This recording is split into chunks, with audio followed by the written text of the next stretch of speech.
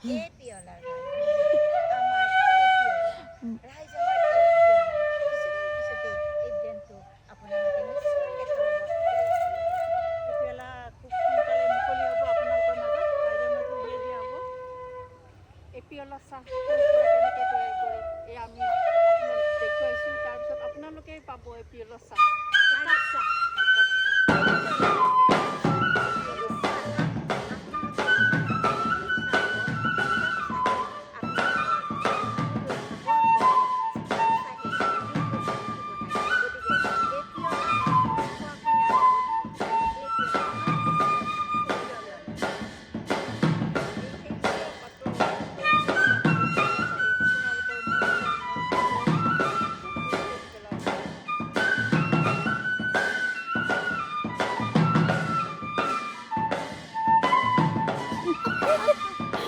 চাহ বাগিচা ইমান ভাল লাগিছে।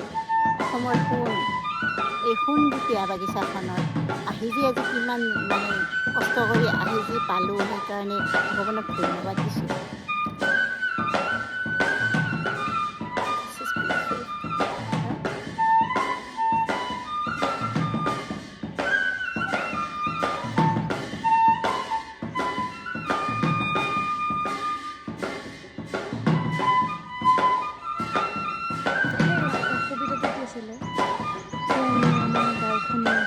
পুৰণি গছৰ পৰা ডাল ভৰি ভৰি ফল ফুল লাগে, কত তল ভৰা।